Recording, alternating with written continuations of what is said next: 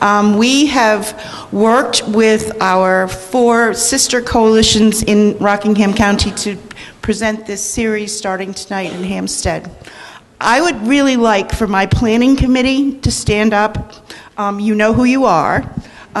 This group of people, we thought about this about 8 weeks ago and kind of rallied around and pulled this off pretty well. But I want to introduce you to Mary Tabor from the Epping Newmarket Coalition, Sue Sentner from CATS, Lois Paul from Timberlane, Kelly Bennett, Timberlane Middle School, Tim Lena, Timberlane High School, Pam Santa Fe, Ann Eisenberg, Charlotte Scott. Where's Pat Jacobellis? Why aren't you standing up? Okay, who did I miss? Chris Nolan, are you here, Chris? Oh, Celeste Clark from the Raymond Coalition for Youth. Chris Nolan, I don't see her. Kathy Hopper, where are you? Why aren't you standing up? Barbara Gallant? Okay. Their names are all back here, and I want to make a special thank you to a person who began with us on the Planning Committee, Cindy DeRozier. She was instrumental in helping us design this series of events. She was instrumental in helping us secure the funding so that we could go forward. And I want to thank Cindy and United Way of the Greater Seacoast and Allies in Substance Abuse Prevention, because this wasn't in our budget.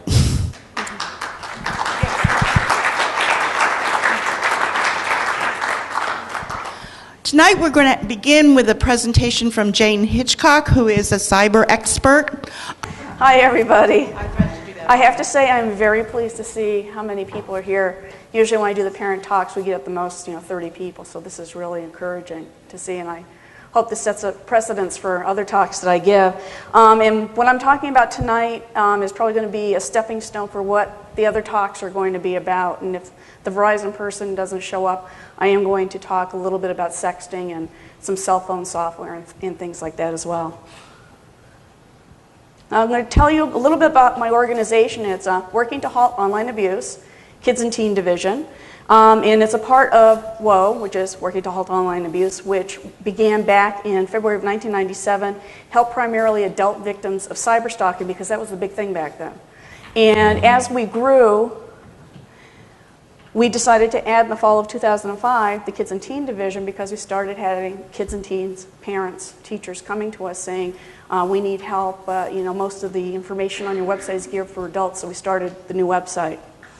KTD helps online victims under the age of 18. We also work with parents, we work with faculty. We try and end whatever situation is going on online before it escalates out of control. And our staff is over 30 experienced volunteers from all over the world. Even though I live in York, Maine, I have people ask me, where's your office? I say, well, it's a P.O. box, and I really don't fit in there very well because we're an online organization, and we have volunteers. I'm a volunteer from India, Europe, Canada, all over the USA. We have somebody in Australia, so they're all over the place, and they work with anyone. It can be of any age, whether it's adult or kids and teens from all over the world. So we don't just help kids and teens and adults here in the United States, we help anyone who comes to us for help. What kids and teens need from your parents is to fully trust them in what they're doing online. Try and show a little bit of respect to them. They want their parents to be understanding. If something does happen online, and the worst thing a parent can do is freak out and say, that's it, you're not on the internet anymore. And I've had parents actually tell me that, They want to get the sense that what they think, feel, and do is important and worthwhile. They want real communications with their parents, their teachers, and their friends to listen to them. If they come to you with a concern, if they come to you with a question, listen to them. Don't just kind of blow it off and say, oh, whatever. Don't forget what it was like when you were a kid and teen. Before the internet, kids and teens were rebellious back then. I'm sure a lot of you were. And just think of that, and just remember that when they're talking to you. I'm going to talk first about cyberbullying. This has become a really big issue this past year. It's been around for a while, but it's a really big issue. I did a 2007 survey of 395 Maine students aged 11 to 19 28% of them said that they've been cyberbullied. Just over half of them tell their parents or another adult about it. 65% reported that cyberbullying was via instant messaging. That was primary, followed by email, MySpace chat rooms, and online games. 43% were cyberbullied by someone their age or in the same grade. Of the students who did not report it, 25% felt it wasn't a big problem or they didn't want to make a big deal about it. 30% blocked or deleted the cyberbully, while 16% ignored them. And it's one of those things where you look at, and these kids, the ones that block and ignore them, that's the one thing that we try and teach them to do instead of responding to it, which can kind of escalate things. So I've had some people say to me, so what is cyberbullying? I'm going to give you some examples. Using his cell phone, a boy secretly took a photo of his friend in the locker room. He sent it to several friends with a funny text message. When his friend found out, he was very upset. While IMing one night, a girl jokingly wrote to her friend, "You are ugly." The friend wrote back, "So are you," then writes about a test that they're studying for the next day. A girl posts on her Facebook status that a girl at school wore a certain outfit, describing it in detail in a mean way. Some friends click on like or comment that they thought it was funny. So every day she posts what the girl is wearing, but never posts the girl's name or any photos.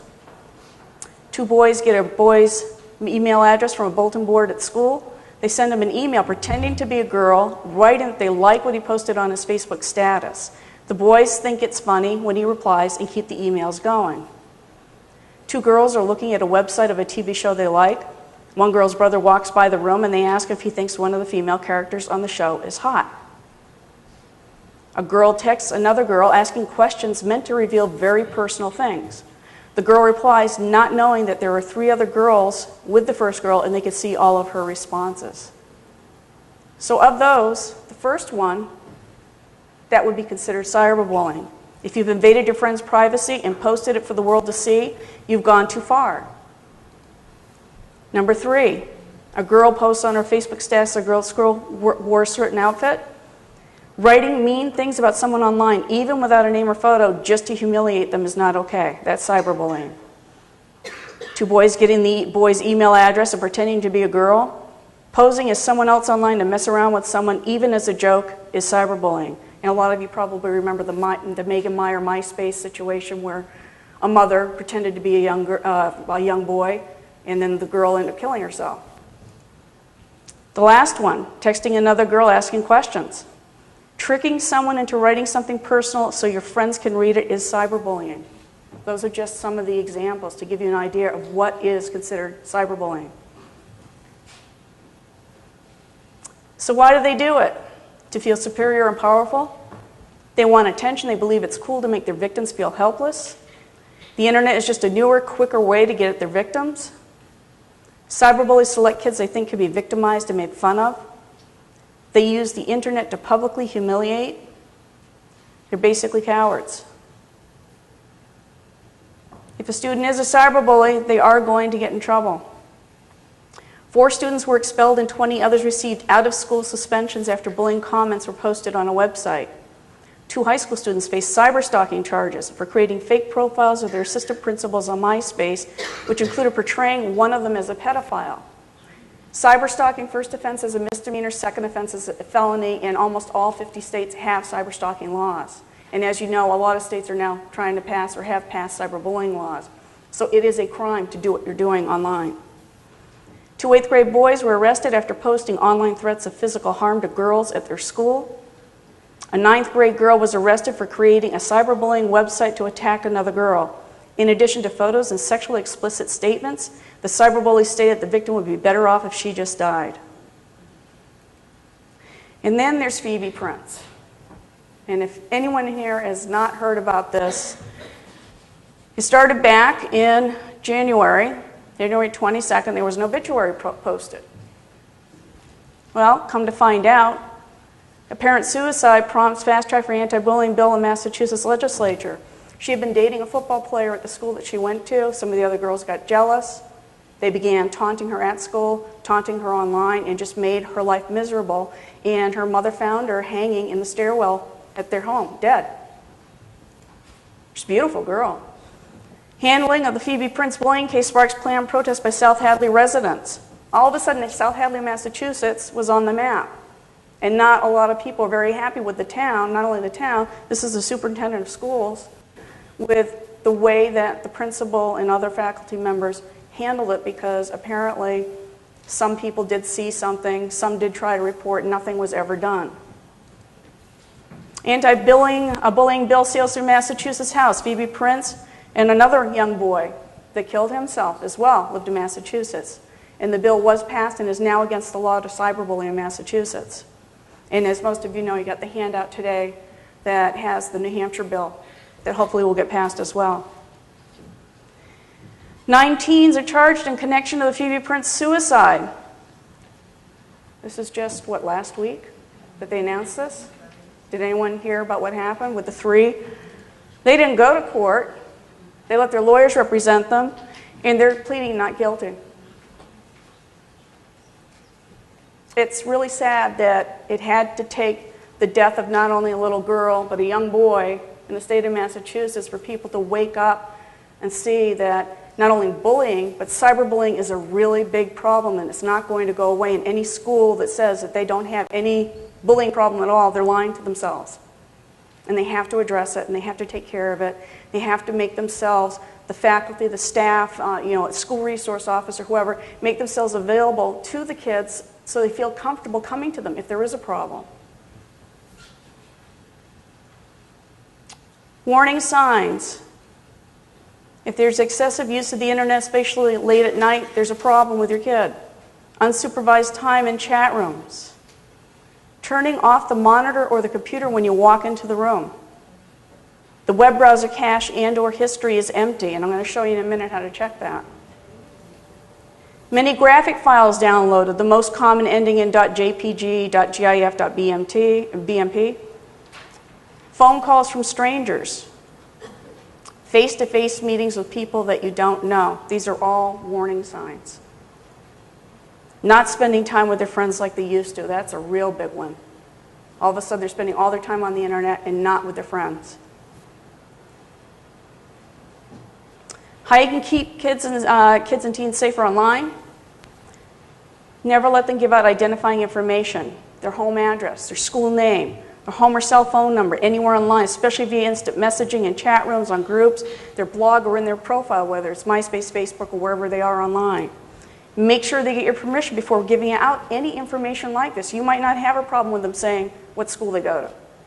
It's your decision to work with them on what they should be and shouldn't be posting.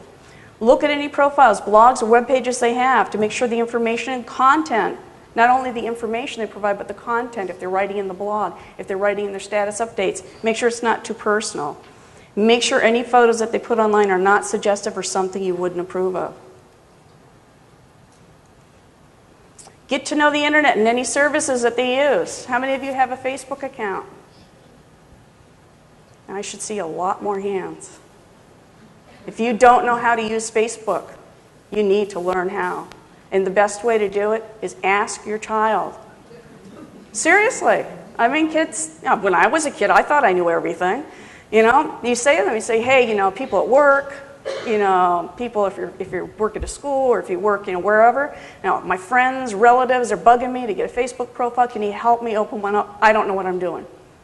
And would you be my first friend? Now, most of them will probably put you on a limited profile thing, which is fine, but at least they'll make you a friend. That has to be one of the things, because you guys are paying for the internet, correct? And you are paying for their cell phone, correct? So as long as they're under your roof and you're paying for everything, there have to be some concessions between kids and teens and parents. And learn how to surf the net, more than just going to the news, local newspaper, eBay, maybe doing some shopping online. You got to learn how to use the internet a little bit more. Ask them, just say, what do you do online? Can you just show me? What's instant messaging? What's Twitter? And you show me some funny videos on YouTube. I mean, how many of you have been to YouTube? The parents, I'm asking, not the kids. No, that's more than people that have Facebook accounts. That's sad. You guys have to get your Facebook accounts. Place the computers connected to the internet in a public room of the house. Put net filtering and/or monitoring software on it. Again, you guys are paying for the internet. You have every right to see where your kids are going online. You have every right to know. Learn to check the cache and history. I'm going to show you how to do that. If it's empty, it's time to talk with your child or with your spouse, one of the two. If they do have their computer in their room, and I know that in the state of Maine where I live, that they issue laptops, and a lot of the kids have them in the bedroom with them, and they work on it, make sure the door's open. And if they argue with you about that, then you say, okay, then you come in the living room and you sit there with it. It's one of the two.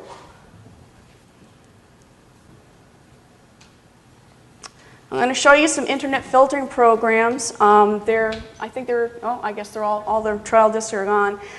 There are some listed on the back of the brochure. And I'm going to talk to you about some more, and if you need time to write them down, let me know.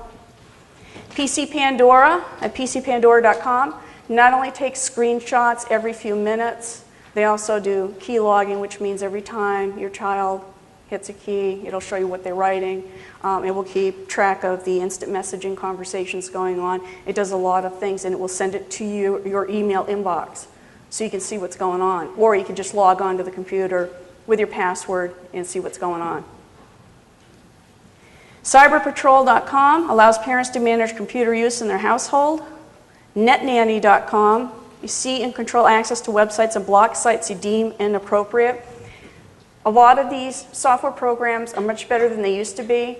They come with a preset list of websites that are bad websites according to them. But if you go through it and you find that there's some that you really don't have a problem with, you can take them off the list, or you can add websites to the list.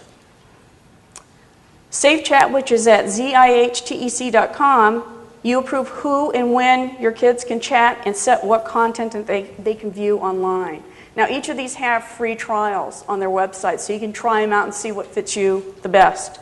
The last one, Computer Time, what that does is set limits on the amount of time your child can spend online. You can determine what days of the week, what times of the day, and how long they can spend on the internet. When their time is up, the internet is shut off. Now, I know, some people, worry about that. If their kids are online all the time, then you can start doing it. You can take away time, you can add time, almost like, like instead of allowance, give them more time on the computer. It's just spam, just delete it. And if they're really in the mood, you can report it for free at spamcop.net. It's absolutely free. The guy who put together the website was sick of getting spam. He created it. You do have to register, but he won't sell your email address to spammers. And they might have fun reporting spam. If you find the message is directed at a student or at your child and is bullying or harassing in nature, report the message to the internet service provider where it originated from. We have instructions on our website on how to do this. We try to make our website as informative as possible. This is what it looks like. You go to haltabuse.ktd.org. You click on Need Help right here. And it comes up with the steps. The first is, are you being threatened physically? You click on that. We give you instructions on what to do. Is it harassment? Is it spam? How to respond to online harassment. What we can and can't do to help you. If you've received an email from a lottery, Nigeria, PayPal, eBay, your bank, etc., how many of you have not gotten one of those? We give you instructions on what to do on that. And then the last one, get help from WOW. You click on that. And like I said, our services are free. They can remain anonymous with us. We're not going to go running to you or the school or wherever. We'll try and help the kid or teen resolve the situation before it gets out of hand. It's a questionnaire. They fill it out. They send it in. One of our advocates works with them directly. And it's all done anonymously. Another place to go to, this just opened up last year, schooltipline.com. I believe that's on the back of the brochure. It's where you, your child, a teacher can go and can report anonymously cyberbullying for your school. If your school is not listed on the website yet, have whoever at the school set it up so that reports can be sent to the school.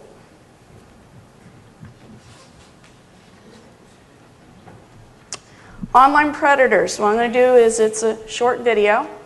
I'm going to play that. I'm going to talk a little bit about that.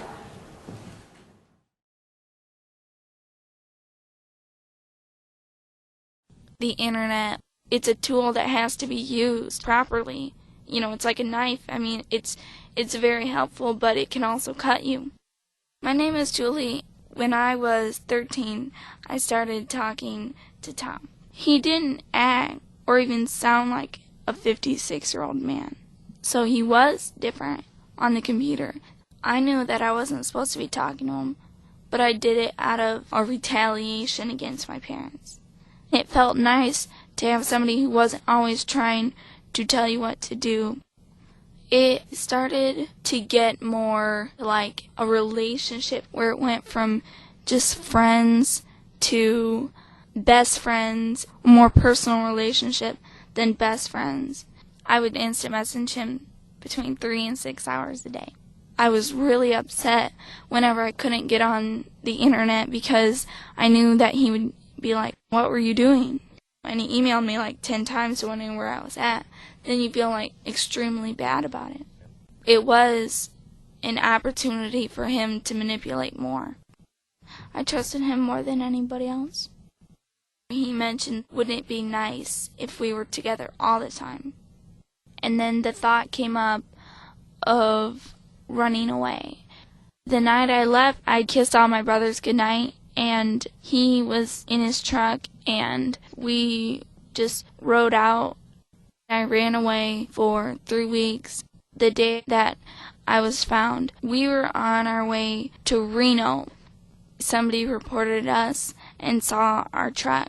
I knew pretty much it's over. And I never really thought the day would come. He's going to be in jail for 25 years.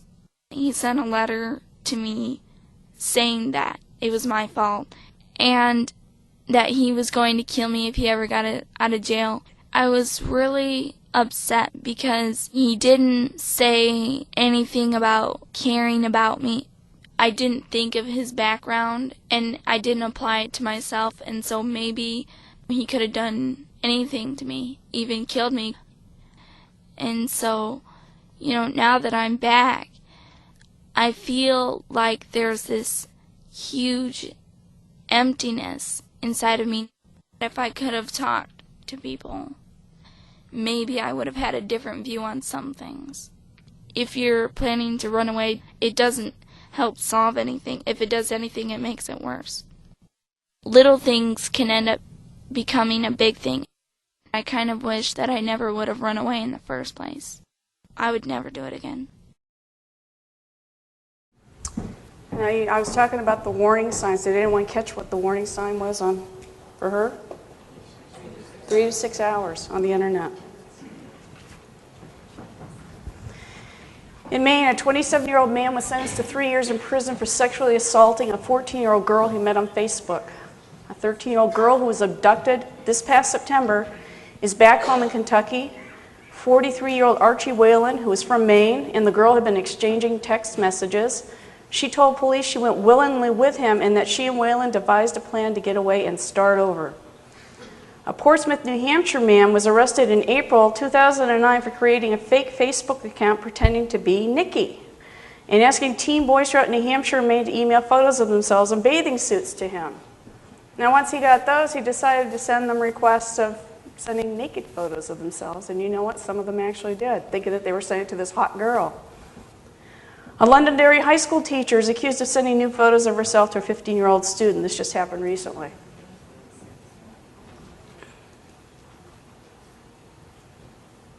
Now, when I give the talks to middle and high school students, I show them that video, and I tell them, not only is that a girl that is in your age group that this actually happened to, but looking at some of these predators, some of them don't look like when I was a kid, my mom would warn me about the guy in the trench coat in the park.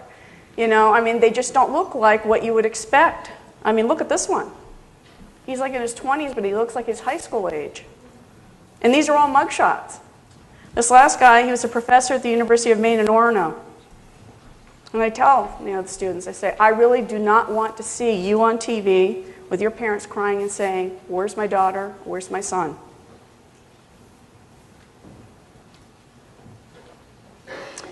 Now I'm going to talk about social networking sites. They can hurt kids and teens, and they can actually hurt anyone of any age. But I'm focusing more on the kids and teens.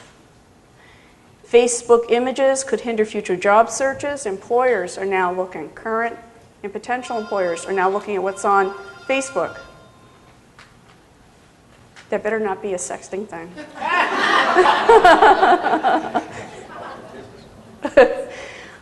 Social media, is it a boon or a bust for candidates and employers? This is taken off of somebody's Facebook profile. I don't think she got the job.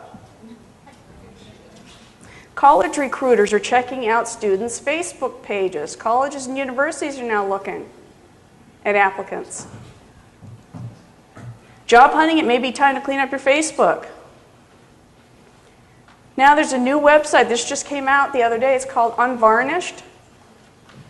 And what you can do is you can log in and anonymously write glowing reviews of people, or you can simply trash them without consequence. This guy is getting a lot of bad feedback about this website that he put up because it could cost somebody their job if somebody has a beef with them at work and they post anonymously a bunch of bad things. Somebody could lose their job over it. So I don't know. This just started this week. So I'm kind of waiting to see what's going to happen to this website. Unvarnished, that's the name of it.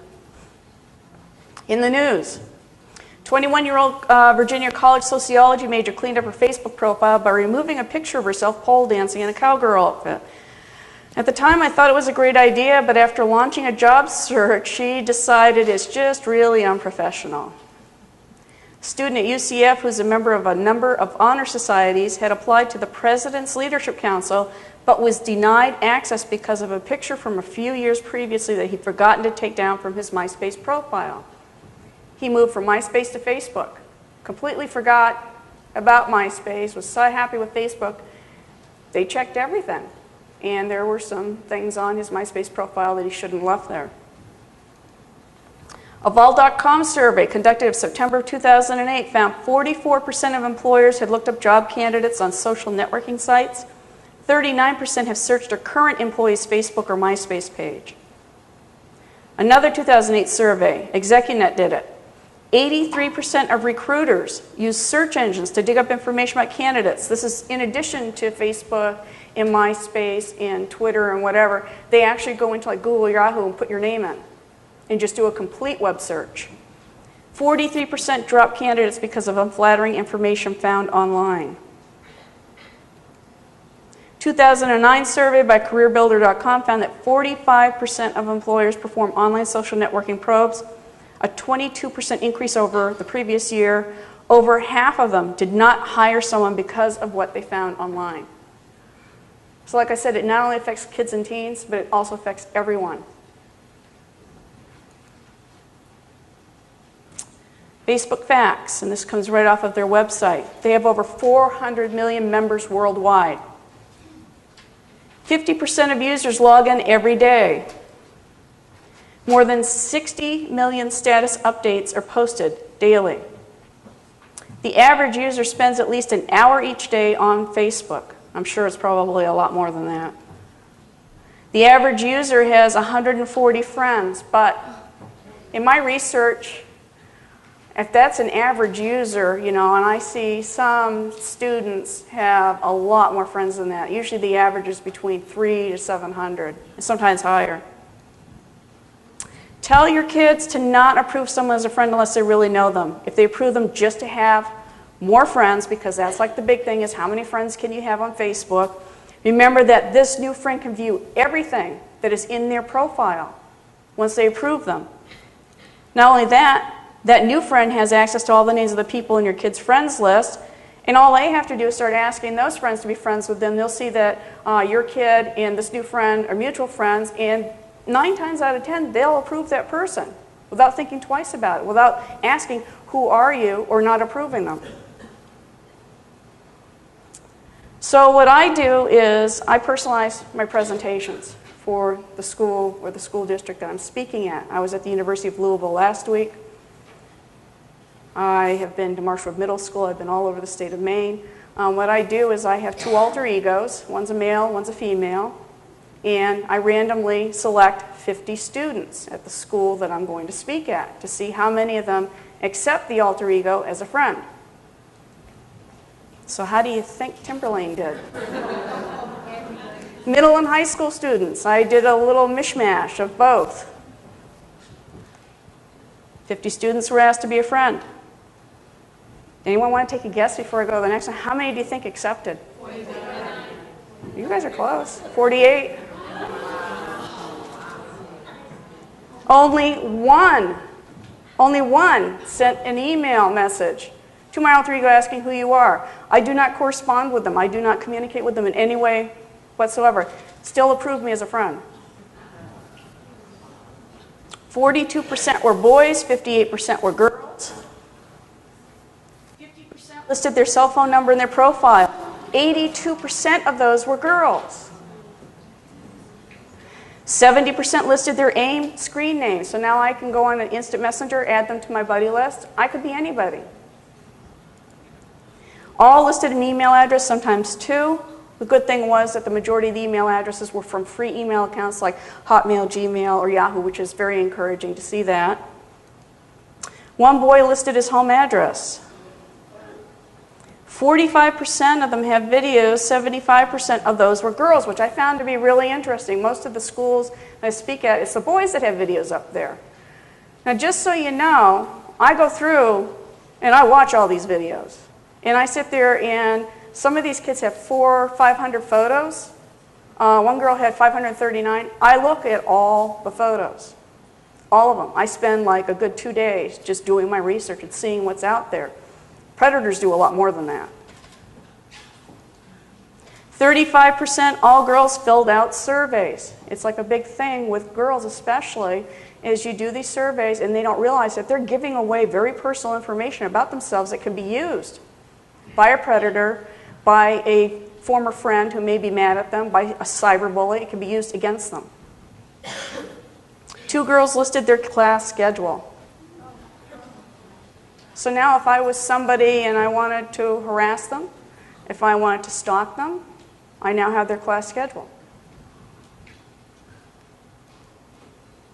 It's not that hard to find students. You can go in, you can do the regular search, but you can also look, check out the honor roll. The reason it's blacked out, because that's all the students' names. All somebody has to do is find the honor roll or find in the local newspaper, like the sports leaders, and just start plugging names into Facebook. And if it turns out, yes, they go to Timberlane, they can start adding them as friends. It's very, very easy. You don't have to do a search on Facebook. You can just go and find the information online and go from there. And you don't even have to be a friend to see everything. Look at this. I'm not even a friend, and I could see everything on his wall, it went all the way down. I can click on his info, I can click on all his photos, I can click on all his links. This one, I don't have to add her as a friend. I can see all of her photos. I can see her wall or info. She has flares, she has boxes, she has all this stuff. And I don't even have to be a friend to see this. A lot of kids don't realize that unless they make changes, that a lot of people can still see what's in their profile without even being a friend.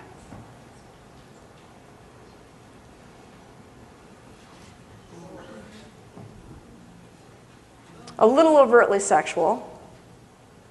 I mean, the one good thing I do have to say is that I did not find one photo of any of the students that approved me as a friend drinking. And I would say every other school I've gone to, I found at least one of a kid holding a can of beer in his hand or drinking a glass of wine or something. I didn't find that. I have yet to find any kind of drug abuse. The majority of it is basically, the fingers and doing the overtly sexual thing, which they really need to think twice about, because not only for employers but for potential university and college applications, they just have to be really careful about what they're putting out there. It may be funny to them, but they could really hurt their future by putting this kind of stuff up there. And they could attract the wrong attention, especially with the sexy photos. There's no names in here, but just as one of the surveys. Do you sleep with your bra on? Do you sleep with socks on? Would you rather sleep alone or with someone else? Do you enjoy drama? Are you a girly girl? I mean, all these questions. Here's one of the schedules. Even has the names of the teachers. Why are you putting that online? Why are you posting your cell phone number? Why are you posting your home address? If somebody really wants to contact you, they can send you an email message to Facebook and say, hey, can I call you? And you can then decide whether or not to give your information to them. Don't put it out there for everyone to see. This is the kid that posted his address. Boy, I can go to Google Maps. And look, I can even see, with the satellite imagery on Google, I can see what the house looks like. I can get directions too. You know, I can find out more information about who lives there. It's just amazing what you can get for free as far as information online. This is what Facebook looks like when you log into it. Like I said, the default is Facebook wants everyone to see what you're doing on Facebook. If you don't go in and make changes, everyone will be able to see everything. So what I show is how to click on Account. You click on Privacy Settings. This brings up a whole list of things that you can change. I'm not going to show you everything because then we'd be here another hour because it takes a while. Facebook makes it very difficult, and I think they do it on purpose. You have to go through each step. I'm going to show you the most important ones. The first one is your profile information. Control who can see your profile and who can post to your wall. When you click on that, the default is about me, personal info, birthday, religious, political views, education, work, and everything. The default is everyone can see it. You have to actually go in there and select who you want to see. You can make a custom list. If there are certain people that are on your friends list you don't want to see certain things, you can put their names in there. You can make changes. You can make yourself safer. Then if you want to see if there's a certain person, see what your profile looks like to just anybody going to Facebook and plugging your name in. For me, if you go to mine, this is all you're going to see. You're going to see my websites, you're going to see some of my friends, you're going to see some pages I'm fans of. That's it. Yes, ma'am? I just wanted to let you know that most kids know that there's a website that you can go to that shows you how to break through privacy controls, and most kids know how to do it within a few seconds. So even though you can set your Facebook to private, really virtually anybody can get at it. I was just going to say, nobody is really private online, but this makes it a little bit safer for the average person. And the other thing in terms of corporations and colleges recruiting, most of them hire software people that bypass this security anyway. Oh, I know. And the Facebook archives data for 5 years, so they can have access to anything that's posted within 5 years. Oh, and there's even another website called archive.org. It's called the Wayback Machine. There are a lot of ways. That's why it's important not to put the information up there in the first place. That's probably the most important thing, because once you put it on there, I hate to say it, it is there forever.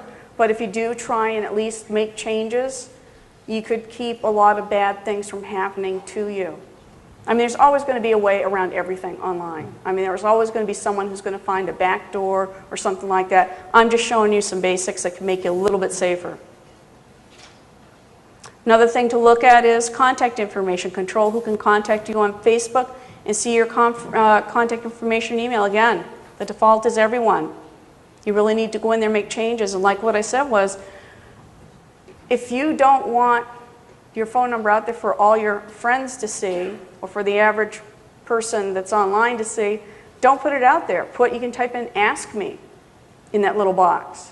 And that's what I encourage people to do, is ask me. And then you can decide whether or not you want them to really have that information. Another one is the search.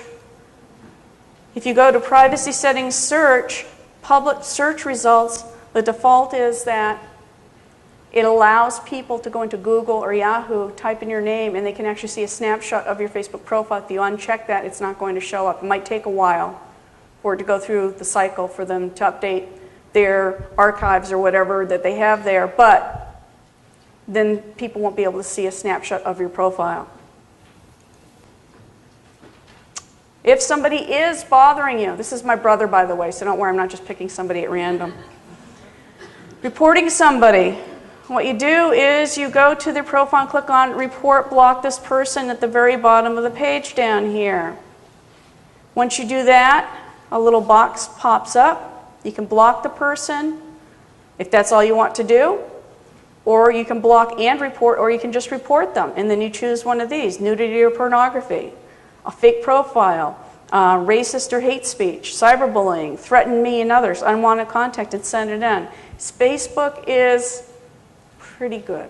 That's all I'm going to say. They're pretty good about removing things. I had a school that I'm going to speak at in May, and my alter egos made friends with some of the students, and I got invited to join this group, and it turns out they were making fun of an obese girl, a student at the school, and it was not flattering at all. I contacted Facebook, they didn't do anything. I contacted the school resource officer, was working with him, and then I found one of my law enforcement contacts knew somebody at Facebook, and he made a phone call and got it removed right away. So if any of you find that there's anything out there to report it to Facebook and you don't get results fairly quickly, contact me and I could try and get it taken down right away. It's one good thing about knowing people in law enforcement. This is the latest place where the kids are hanging out. Formspring.me. I'm going through all the profiles, and all of a sudden I see, you need to join this, you need to join. I'm going, ooh, what's this? I gotta check this one out. Well, I'm finding that the kids who are joining this, to put it nicely, are a lot more graphic on it than they are in their Facebook profiles. They're pretty benign in their status updates and everything else on Facebook. Like I said, you know, the kids that I looked at, they were normal kids, you know, complaining about homework and, you know, whatever was going on. Formspring, you can go on, you don't have to use your real name, and what happens is you create an account and people can ask you questions anonymously and you can answer them. I'm warning you just ahead of time, for those of you who are up front here, you're going to be able to see some of this. This one, she says her name is Brittany. Sadly, my life isn't interesting. How about you make it interesting? You most certainly are beautiful. And she writes back, I can only imagine. Little warning bells going off in my head. Predator. I mean, who else would be doing that? This one. What do you think of Mike, whoever? I think he's my best friend. I love him. Well, you don't know this. You're hot and amazing too. And it keeps going on. It's I like you a lot. Sorry. And then at the very bottom, it's slut horror, et cetera, et cetera. I think you have a tampon stuck too far up someplace.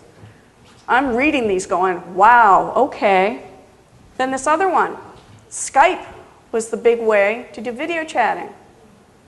Well, kids and teens have figured out that most adults have figured out Skype. So they've started visiting tinychat.com. You log in, and you can have up to 6 other people on at the same time as you. And you can type as well as talk. You do the video. And these are just a couple of the examples. You got 3 of them at once there. So tinychat.com.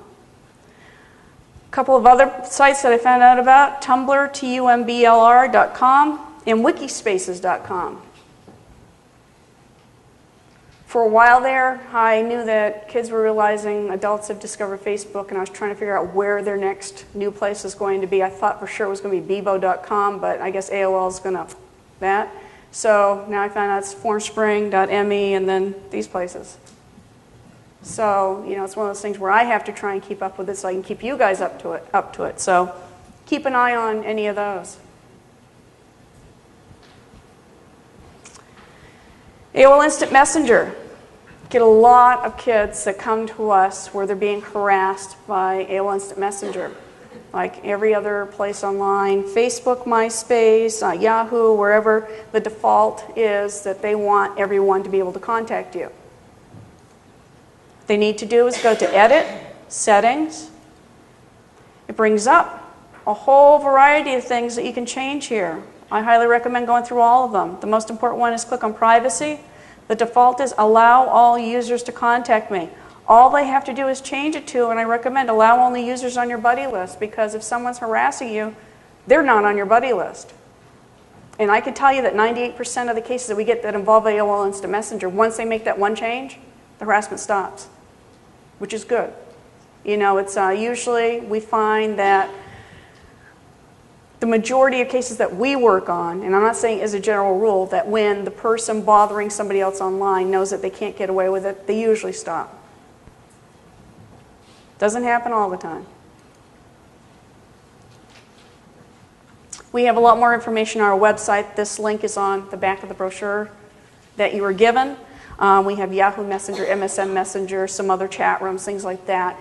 If you or someone you know is using something that's not on our website and you know how to change the options and the preferences, send us the instructions and we'll add it. Sexting. This is just in December. A teenager from Waterloo, New York has been arrested and charged in connection with a case involving sexting, 17 years old. He's accused of sending illicit pictures via text messages to a 15-year-old female and has been charged with endangering the welfare of a child. Brockton teen was accused of sexting in school. This is just January. 18-year-old high school student sent his friends a sexually explicit video on his cell phone. Student to spend 1 year in juvenile detention for sexting. 14-year-old student blackmailed underage girls. 14 years old. Sexting investigated at Mass Middle School. This was just the last couple of weeks, Sudbury, Mass. Middle schoolers were sending nude or partially nude images via cell phone or over the internet, according to a statement released by police. And then this was an article that was in the Lawrence Eagle Tribune recently. I was used as an expert for it, just saying that there's no privacy with sexting. First paragraph says it all. Would you want the whole school, your parents, police, the county attorney, and any member of the internet community at large to see that text message? No? Then don't send it. Simple as that. It is illegal to possess, distribute, or manufacture pornography involving anyone less than 18 years of age. Students who are minors can be found guilty of child pornography. Legal consequences at the state level include up to 10 years in prison, a $10,000 fine, and designation as a registered sex offender. In addition, federal consequences can result in a prison sentence of 5 to 15 years. So thinking you're sending a really cute photo of yourself to your boyfriend, your girlfriend, or something funny to one of your friends, the sender and the receiver can both be arrested. Can you imagine being labeled as a sex offender for the rest of your life when you're only like 15, 16, 17? It'll ruin your life. Some sexting facts. And this is thenationalcampaign.org. They did a survey. 20% of teens have sexted semi-nude or nude photos of themselves. 39% have sent or posted sexually suggestive messages. Almost 50% say they've received such messages. 71% of teen girls and 67% of teen boys sent such messages to their boyfriend or girlfriend. 21% of girls and 39% of boys have sent such messages to someone that they wanted to date, I guess as an enticement. 51% of girls say pressure from a guy is why they sext. But 23% of girls and 24% of boys say peer pressure was why they did it. 52% of girls say they did it as a sexy present for their boyfriends.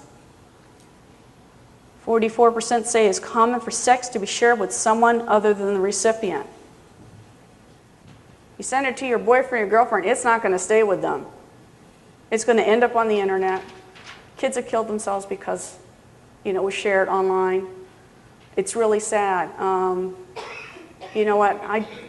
Like I told the students last week at the University of Louisville, if you really want to show off, and they shouldn't be at that age, but if they really want to, take them into a room, take off your clothes and go, woo, there you are, no pictures. I mean, for crying out loud. There is cell phone monitoring software that you can put on your child's cell phone so that you can either be emailed or messaged any photos that they take, any conversations they have via text or instant messaging. If they have the internet, it's kind of like the PC Pandora thing I was talking about. It will send you what they're doing on their cell phone. netnanny.com/mobile, cell-phone-spy.com, mymobilewatchdog.com, mobilespy.org, and they all have free trials. And if anyone here does have AT&T as your cell phone provider, there is something called Smart Limits. It's $4.95 extra a month, but you can control what your child can do with their phone. And it's actually a pretty neat feature. A couple of those, I think it was the Net Nanny Mobile, and I can't remember if it was My Mobile Watchdog I put on the back of the brochure. So there is a way to keep track of what your kids are doing on their cell phones. This is something fairly new. This is for all of you. This isn't necessarily related to kids and teens. It's Spokeo.com, Spokeo.com. Put your name right here. I put it in there because somebody said you have to check this site out. And I'm like, okay. Well, I'm unlisted. Not only is my home phone number unlisted, but my home address is because of the work I do. I actually went to town hall and had my address removed from the assessor's records and everything. They have me. So I went down here. Oh, they also said that my house was worth almost $500,000. I wish. And they said I made $70,000 a year. I'm thinking, yeah, in an alternate universe I am.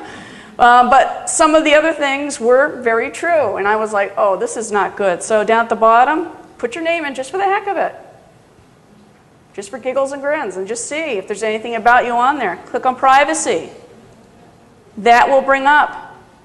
You have to type in the URL. You have to copy the URL of where your profile is located. Put it in there with your email address and a code. What it will do is it will send you a verification email. You click on that and it says it will delete your listing from their website. Unfortunately, if you're listed in the white pages, your information is still out there pretty much on any white pages search engine because that's public record. The only way to try and keep it off the internet is by getting an unlisted phone number and trying to keep your home address private. I try and use a P.O. box, for pretty much everything. There's no way for certain to keep everything off the internet, but it doesn't hurt to try and do this. And I just thought, this is an interesting website to check out. And it listed my husband as having 5 kids, and I said, is there something you need to tell me? All right, I'm going to talk to you about leet speak. Now, how many of you know what LOL means? ROTFL? POS? Okay, you guys got the lingo really quick. Well, guess what? There's a new language. It's called leet speak. Basically takes a combination of letters, numbers, and symbols and creates a different language. And it's to throw you off. If you go by and you're looking at your kid's screen, you're like, what kind of language is that? Well, now I'm going to show you what it is. Now, you guys have to figure this out. This is pretty obvious. That's I love to. Travel. Yeah, Travel. Just think of the numbers as being letters. What's this? What does that look like right there? And it looks like an N. Okay. Eat. I could have used some today. It was really hot out there. I love to travel and eat ice cream. Some hints. This will just give you an idea. Okay, and A is a 4, C is parentheses, E is a 3, F is usually a PH, G is a 9, H looks like this with the dashes in it, I is a 1, K, and so forth. So it gives you kind of an idea of how they're changing letters or numbers and symbols into letters. Leet speak looks like that in leet speak. You are so cool. Looks like that in leet speak. You getting it now? Okay, look at sure. Who knows? Who knows? Now you guys can try. I got a few more for you.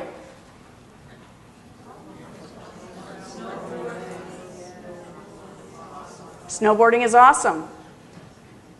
I still see some confused faces out there. All right. Studying for finals. You guys are getting the hang of this. That's good. What? Game time tomorrow. The last one? What was that? That's W-A-T. Watching. Watching The Office. Now look at it. Can you just see, now can you see it? Remember I said the PH is an F? And once you see them together, you can kind of see what it's like. Well, if you really want to amaze your kids, Brens.net/L337maker.asp. You can transfer it to LeetSpeak, or you can take LeetSpeak and translate it into English. Amaze your friends, amaze your kids. Probably freak them out a little bit, but.